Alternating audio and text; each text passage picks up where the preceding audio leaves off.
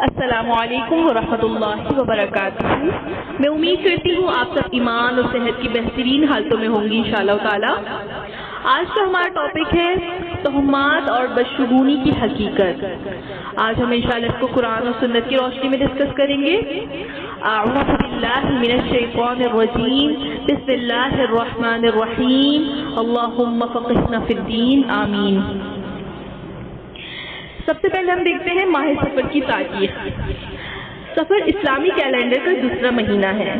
سب سے پہلے ہم ماہ سفر سے منسوب غلط عقائد پر غور کرتے ہیں۔ سفر کے لفظی معنی خالی ہونے کے ہیں۔ عربوں کے ہاں اس ماہ سے متعلق جو غلط تصورات پائے جاتے تھے اس کی بنیادی وجہ یہ تھی کہ عرب محرم کے مہینے کا احترام کرتے ہوئے اس میں قتال و جنگ سے باز رہتے، لیکن ماہ سفر کے شروع ہوتے ہی وہ قتال و جدال کے لیے نکل کھڑے ہوتے اور اپنے گھروں کو خالی چھوڑ دیتے، اور اس کو سفر المکان خالی گھر کہتے، اس لیے اس مہینے کا نام سفر پڑ گیا۔ عربوں نے جب دیکھا کہ اس مہینے میں لوگ قتل ہو رہے ہیں اور گھر برباد یا خالی ہو جاتے ہیں تو انہوں نے اس سے یہ شگون لیا کہ یہ مہینہ ہمارے لیے منحوس ہے۔ گھروں کی بربادی کی اصل وجہ پر غور نہ کیا، نہ اپنے کو جنگ و جدل سے باز رکھا، بلکہ اس مہینے کو ہی منحوس ٹھہرا دیا۔ ماہ سفر سے کچھ منسوب تہمات اور بدشگونیوں پر ہم دیکھتے ہیں۔ ماہ سفر کے حوالے سے لوگوں میں بہت سی غلط فہمیاں، غلط عقائد، تہمات اور بدشگونیاں پائی جاتی ہیں جن کی کوئی دلیل ہمیں قرآن اور حدیث سے نہیں ملتی۔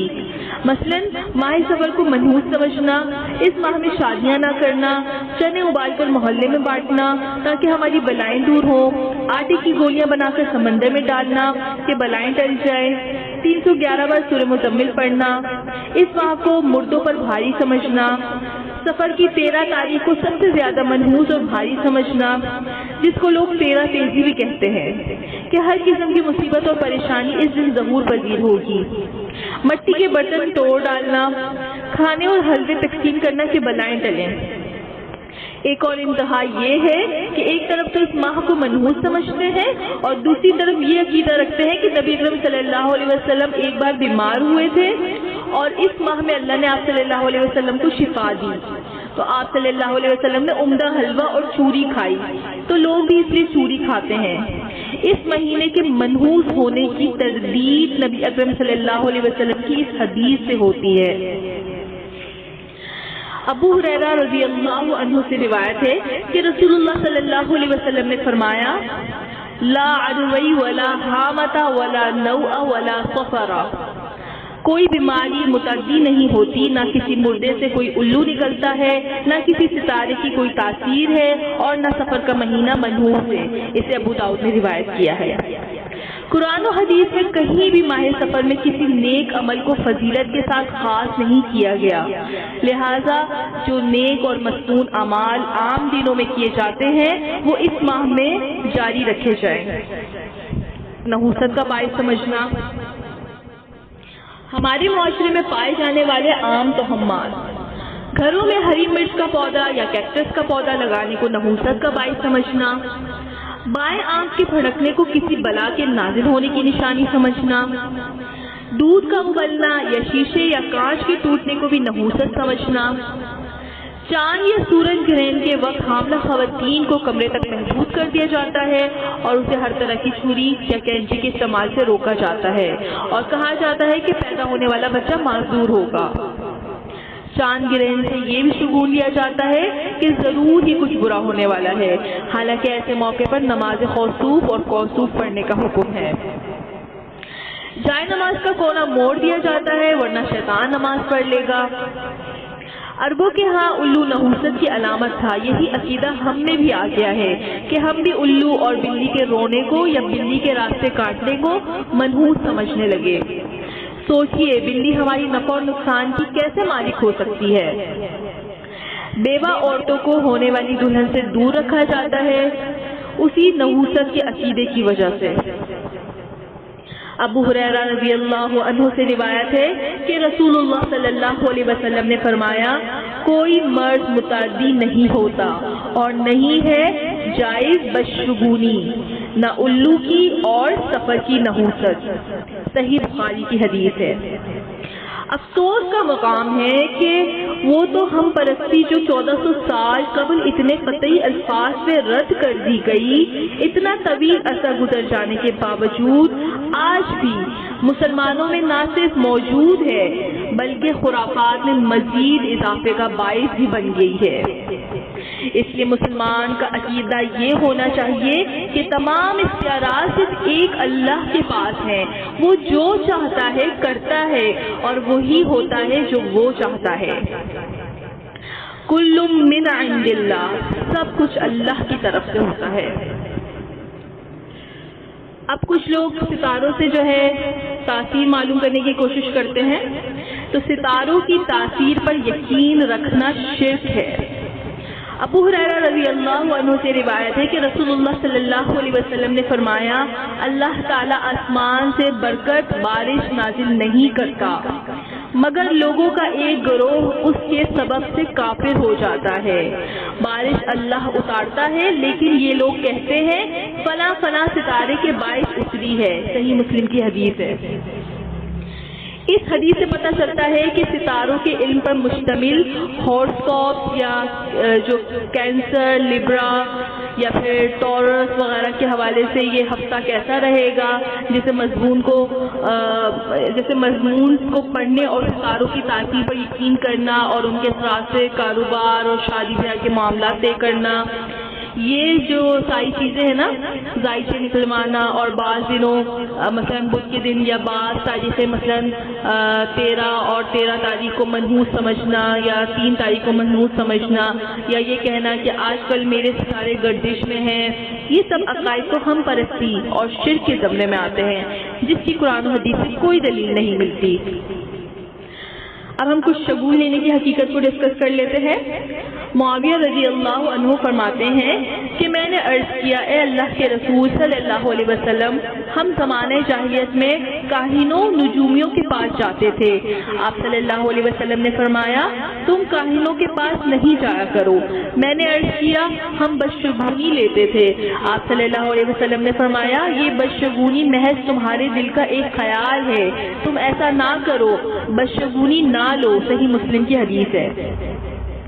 اس حدیث سے واضح ہوتا ہے کہ شگون کے طور پر فال یعنی کہ فال نکلوانے کا آئندہ قسمت میں کیا لکھا ہے، یا نگینوں کو مبارک یا منحوس سمجھنا، جیسے فیروزے اور نیلم کے نگوں کو منحوس اور زندگی میں پریشانیاں اور بیماریاں لانے کا باعث سمجھتے ہیں، یا آنکھ پھڑکنے سے خوف زدہ ہونا، پر چپل رکھی ہو تو سفر پر جانے والے ہیں، سیدھے ہاتھ میں کھجلی ہو تو مال ملنے والا ہے، رنگوں سے شگون لینا، کالے رنگ کو برا سمجھنا، یا احترام کے طور پر سبز رنگ نہیں پہننا کہ آپ صلی اللہ علیہ وسلم کی قبر مبارک کا گنبد ہرا ہے۔ حقیقت یہ ہے، اسلام میں کوئی دن، جگہ، نگینے یا کوئی انسان منحوس نہیں ہوتا، اور ایسے عقائد یکسر غلط اور بے بنیاد ہیں۔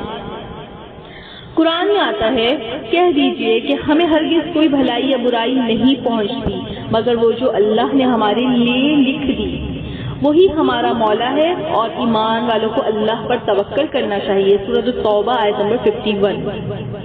رسول اللہ صلی اللہ علیہ وسلم نے فرمایا، جو مصیبت تم کو پہنچی وہ تم سے ٹل نہیں سکتی تھی، اور جو ٹل گئی وہ تم پر آ ہی نہیں سکتی تھی۔ یہ ابو داؤد کی حدیث ہے۔ بدشگونی کے شرک ہونے کی دلیل، عبداللہ بن مسعود رضی اللہ عنہ سے روایت ہے کہ رسول اللہ صلی اللہ علیہ وسلم نے فرمایا، بدشگونی شرک ہے، بدشگونی شرک ہے، 3 بار کہا، اور ہم میں سے کوئی ایسا نہیں مگر اسے وہم ہو ہی جاتا ہے، لیکن اللہ تعالیٰ توکل کی وجہ سے اسے دور کر دیتا ہے۔ اسے ابو داؤد نے روایت کیا ہے۔ تہمات اور بدشگونیاں انسان کو وہمی اور بزدل بناتی ہیں اور انسان کا ایمان کمزور کرنے کا باعث بنتی ہیں۔ اس کے برعکس اللہ پر پختہ یقین اور توکل انسان کو ایک پراعتماد، پروقار اور صابر شخصیت میں ڈھال دیتا ہے۔ رسول اللہ صلی اللہ علیہ وسلم ہر نماز کے بعد یہ دعا پڑھتے، اللہم لا مانع لما اعطیت ولا معطی لما منعت ولا ينفع ذا الجد منک الجد۔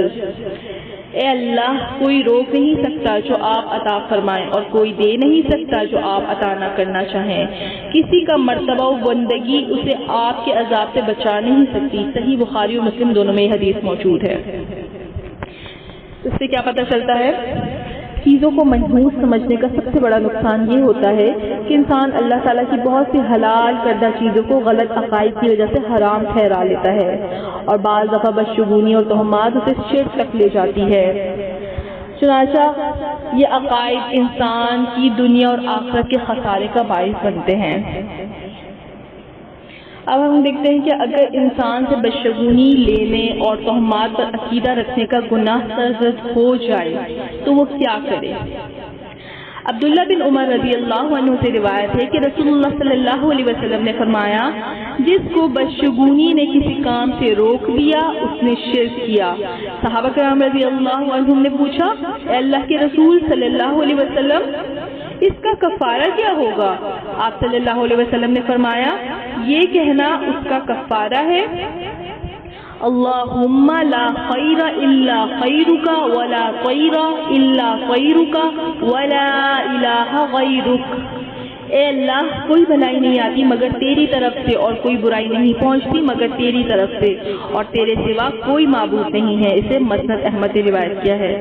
یعنی کہ اگر کسی نے کوئی بدشگونی کر لی ہے یا کوئی ایسا گناہ سرزد ہو گیا ہے تو پھر وہ یہ دعا پڑھے اللہم لا خیر الا خیرک ولا طیر الا طیرک ولا الہ غیرک. تو انشاءاللہ اس کا ترجمہ یہ ہے اے اللہ کوئی بھلائی نہیں آتی مگر تیری طرف سے اور کوئی برائی نہیں پہنچتی مگر تیری طرف سے اور تیرے سوا کوئی معبود نہیں. تو انشاءاللہ پھر آئندہ سے وہ اپنی بدشگونی اور ایسے جو شرک کے کاموں میں پڑا ہوا ہے تو آئندہ سے اس سے اللہ تعالیٰ سے توبہ کر کے وہ کام چھوڑ دے. شگون نہ لینے والوں کے لیے نبی اکرم صلی اللہ علیہ وسلم کی بشارت سنیں. عمران بن حسین رضی اللہ عنہ سے روایت ہے کہ رسول اللہ صلی اللہ علیہ وسلم نے فرمایا میری امت میں سے 70,000 آدمی بغیر حساب کی جنت میں جائیں گے. صحابہ کرام رضی اللہ عنہم نے عرض کیا یا رسول اللہ صلی اللہ علیہ وسلم وہ کون خوش نصیب ہوں گے؟ آپ صلی اللہ علیہ وسلم نے فرمایا یہ وہ لوگ ہوں گے جو نہ شرکیہ دم کراتے ہیں نہ شگون لیتے ہیں نہ داغ لگاتے ہیں اور صرف اپنے رب پر توکل کرتے ہیں. صحیح بخاری اور مسلم دونوں میں یہ حدیث موجود ہے. اللہ سے دعا ہے کہ وہ ہمیں تمام تہمات اور بدشگونی کی شرک سے بچائے.